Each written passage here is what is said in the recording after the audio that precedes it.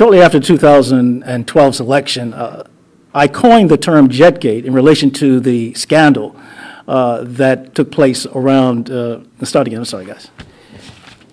No, okay. Shortly after the 2000 election, I coined the term JetGate. It didn't take a lot of forethought because the parallels between JetGate, as we know it in Bermuda, and Watergate were pretty apparent.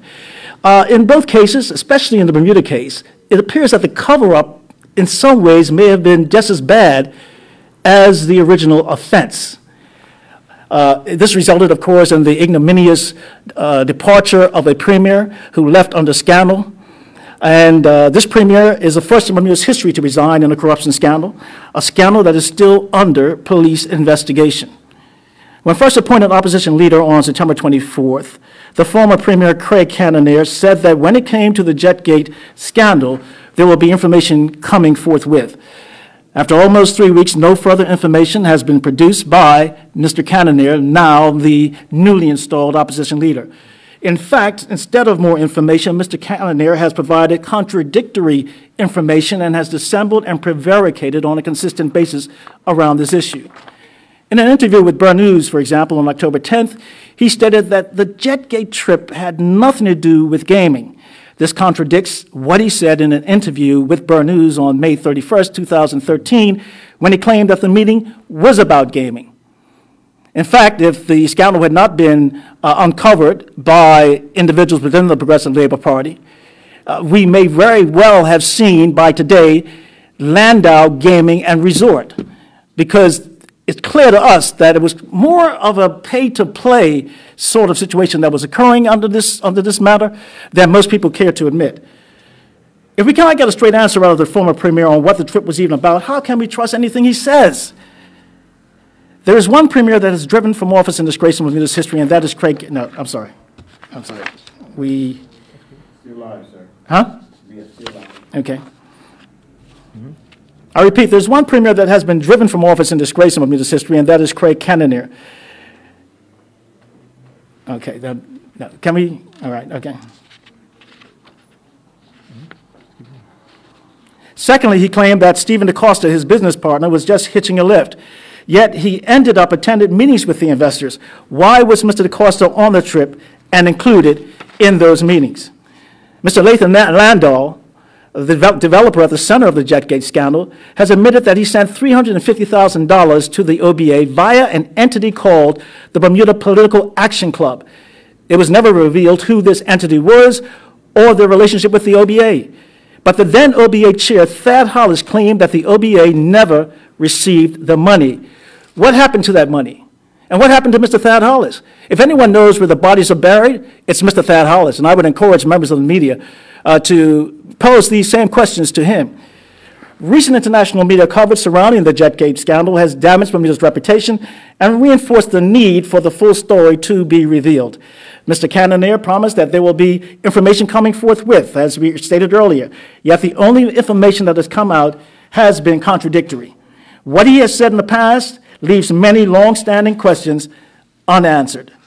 Now, there's one document that could shed light on the JetGate affair and possibly on the investigation being conducted by the Police Financial Crimes Unit. The report produced by the OBA from their internal investigations.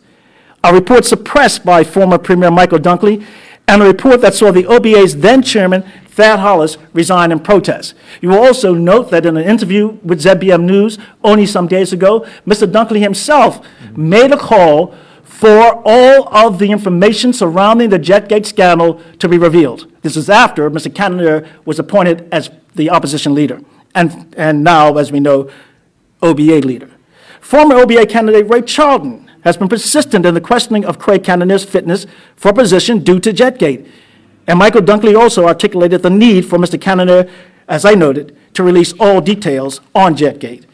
It is time for the OBA to do the right thing and release the full, unedited report that they promised so many years ago into the investigation into the JetGate affair, so finally we can stop talking about it.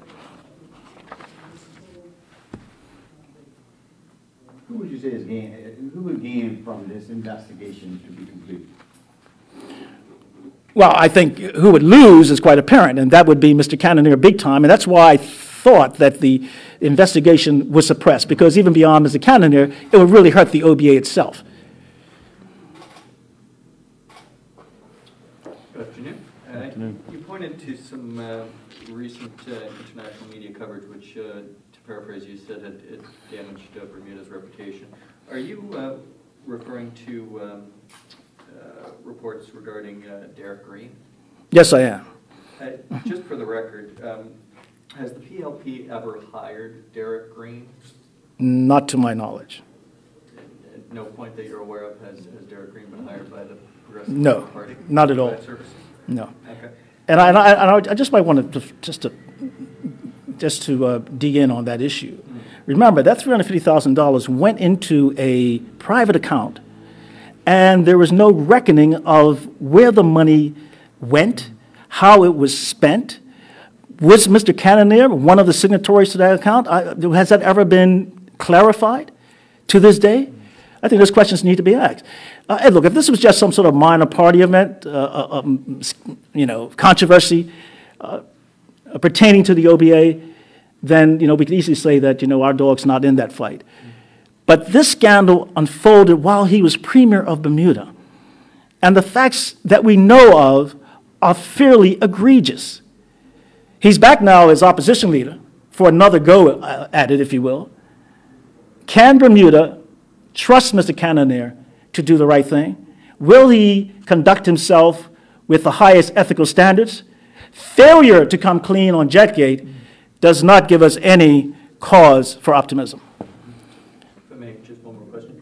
Do you find it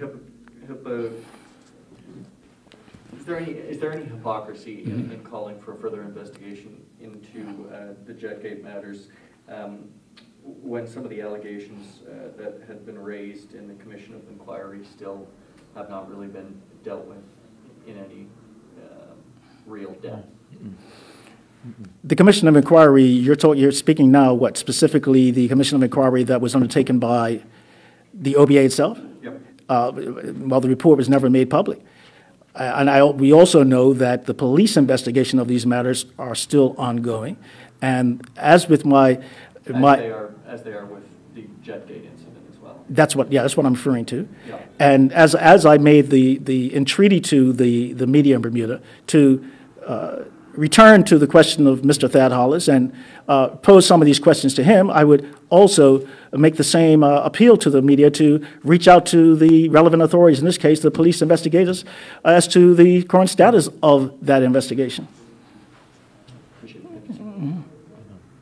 Do you think it's going to go any further? Do you think it's going to be someone brought forward, prosecution in this matter? Have you made contact with police?